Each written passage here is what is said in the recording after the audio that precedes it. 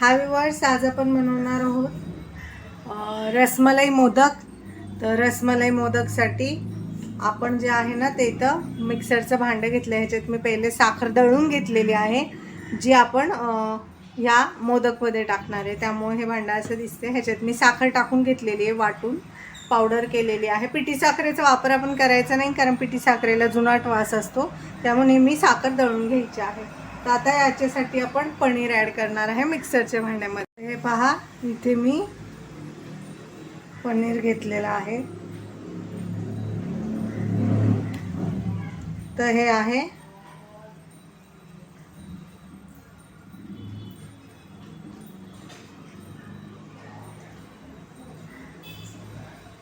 पावशेर पनीर आहे, मी इथे घेतलेलं आहे.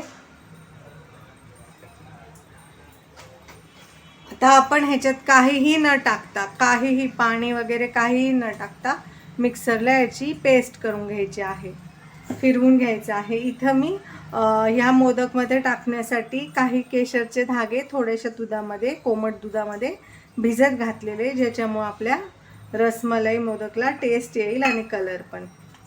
आता आपण हे मिक्सरला फिरवून घेऊया. पहा, आता मी मिक्सरला ना हे पनीर वाटून घेतलेलं आहे. ते एकदम असं नाही का मऊ सॉफ्ट वाटलं गेलं आणि थोडंसं असं दाणेदार ह्याचं टेक्स्चर आहे. तर आता आपण हे का प्लेटमध्ये काढून घ्यायचं आहे. 1 चमचा तूप पुरेसा ह्याच्यामध्ये फ्राय करून घ्यायचे आहे तुपामध्ये. हे पहा, आपण काजू बदाम छान असे थोडेसे तुपावरती फ्राय करत आहोत. थोडेसे परतून घ्यायचे आहे, म्हणजे मोदकामध्ये ह्याचं चव अशी कुरकुरीत येते, म्हणजे क्रंच येतो एक. कारण बऱ्याच वेळा पावसाळ्याच्या दिवसामध्ये सादळलेले असतात काजू बदाम, त्यामुळे त्यांना थोडंसं तुपात भाजून घ्यायचं.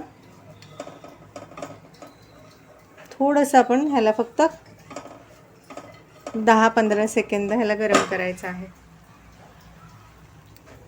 आता आपले काजू बदाम छान असे मस्त असे फ्राय करून घ्यायचे आहेत, एकदम हलकेसे.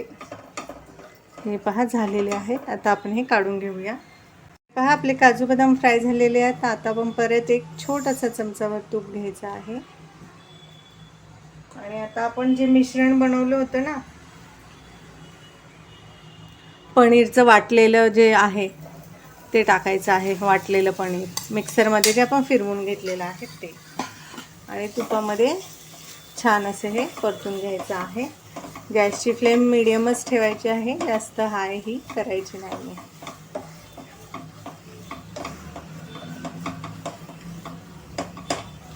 आणि आपण काय करायचं आहे ना, आता ह्याच्यामध्ये साखर टाकायची आहे. तर आपण चवीनुसार टाकणार आहोत. किती, आता मोदक आहेत म्हटल्यावरती गोडच हवेत, पण जास्तही गोड करायचे नाही आहेत. तर हे पहा, मी मिक्सरला दळून घेतलेली साखर आहे. ह्याच्यात आहे ना वेलचीचे दाणे पण मी बारीक करून घेतलेले आहेत. तर ह्याच्यातच वेलचीचे दाणे पण आहेत. तर मी इथं 4 चमचे, हे 4 चमचे आहेत. 4 टेबलस्पून मी इथं दळलेली साखर ॲड केलेली आहे. आता आपण छान असं लो फ्लेम ठेवायची आहे बरं का तुम्हाला. गॅसची अजिबात हाय करू नका. आणि छान आता हे मिश्रणामध्ये ही साखर मिक्स करून घ्यायची आहे. आपल्याला एकजीव करून घ्यायची आहे. हे पहा, असा गोळा आहे ना बनला पाहिजे आपल्याला. हे पहा, आता आपलं हे मिश्रण छान परततं आहे. आता चांगल्या खव्यासारख्या टेस्ट येण्यासाठी इथे मी 3 टेबलस्पून भरून मिल्क पावडर घेतलेली आहे. जर तुमच्याकडं मिल्क पावडर नसेल तर तुम्ही 1 वाटी दूध वापरू शकता, किंवा जर दूधही नसेल तर तुमच्याकडं जे डेसिकेटेड कोकोनट असतं ते देखील तुम्ही वापरू शकता. तुम्हाला जे आवडेल ते ॲड करा, पण माव्यासारखी टेस्ट येते मोदकला जर तुम्ही ह्याच्यात मिल्क पावडर टाकली तर. आता हे मिश्रण छान असं परतायचं आहे. पहा, आता गोळा एकदम असा सेट व्हायला लागलेला आहे. मिश्रणाचा, साखर पण व्यवस्थित विरघळलेली आहे. तर आता आपण ह्याच्यामध्ये हे केशर मिश्रित जे दूध आहे ना ते ॲड करायचं आहे. ह्याच्यामुळे काय होईल, छान कलर तर येतोच, मोदकांना स्वादही येतो केशरचा. आणि जर तुम्हाला जास्त डार्क कलर हवा आहे मोदकांसाठी तर तुम्ही थोडासा फूड कलर इथं ॲड करू शकता, 1 चिमूटभर केशरी. हे पहा, हे पहा. आता इथे 6 ते 7 मिनटं ना मी हे मिश्रण छान असं परतलं. तर बघा गोळा एकदम हा असा बाजूला होतोय. तर आपण काय करायचं आहे ना, एक कुठलीही ना छोटीशी प्लेट घ्यायची आहे आणि त्याच्यामध्ये हे थोडंसं मिश्रण घ्यायचं आहे. तर इथे मिल्क पावडरचीच प्लेट घेते आणि हे मिश्रण थोडंसं थंड होऊ द्यायचं आहे आणि बघायचं आहे ह्याचा असा म्हणजे गोळा वगैरे होतो आहे का. जर गोळा नाही झाला तर आपण हे परत 5 मिनटं परतायचं आहे. ही सेटिंग कन्सिस्टन्सी पाहिजे तर आपले मोदक बनतील. तर हे आपण अजून 3 ते 4 मिनटं लो फ्लेमवरती परतून घेऊया. छान ह्याचं पूर्ण थोडासा ड्राय होईपर्यंत.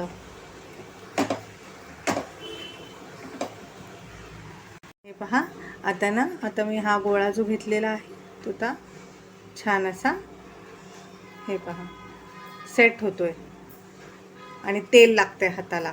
म्हणजे आता आपलं हे मिश्रण तयार आहे. तर आता आपण हे जे मिश्रण आहे आपलं, ह्याची स्विच ऑफ करायची आहे फ्लेम आणि थंड करून मग ह्याचे आपण मोदक करायचे. हे आपण एका ताटामध्ये पसरून ठेवायचं आहे.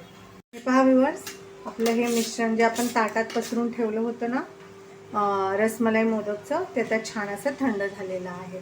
तर आता आपण ह्याच्यात काय करायचं आहे ना, ड्रायफ्रूट्स जे आपण फ्राय करून ठेवले होते ते ॲड करायचे आहेत. हे पहा, थोडेसे काजू आणि बदामचे तुकडे आहेत हे. तर हे मी छान असं एकजीव मिश्रण करून घेते, म्हणजे काजू बदाम देखील मिक्स होतील. जर तुम्हाला असं वाटलं की तुमचं मिश्रण खूप पातळ आहे तर तुम्ही हे फ्रीजमध्ये थोडा वेळ सेट करण्यासाठी ठेवू शकता. हे पहा, आता आपलं हे मिश्रण रेडी आहे. हे पहा, तर आता माझ्याकडे हा मोदकचा साचा आहे ज्याला मी थोडासा तुपाचा हात लावलेला आहे. आणि आपण काय करणार आहे ना, माझ्याकडे हे आहेत पिस्त्याचे तुकडे. तर रसमलाई म्हटलं तर पिस्ता आलाच, आणि जर तुमच्याकडे गुलाबाच्या पाकळ्या असतील तर त्या देखील तुम्ही ॲड करू शकता. तर इथे मी पिस्त्याचे असे तुकडे ठेवते आणि हे थोडंसं मिश्रण जे आहे प्रेस करायचं आहे, म्हणजे पिस्ता त्याला चिकटेल. आणि मोल्ड बंद करायचा आहे आणि खालून देखील व्यवस्थित हे मोदकचं मिश्रण भरायचं आहे. एक्स्ट्राचं मिश्रण काढून टाकायचं आहे. आणि हे पहा, आपला सुंदर असा रसमलाई मोदक रेडी आहे.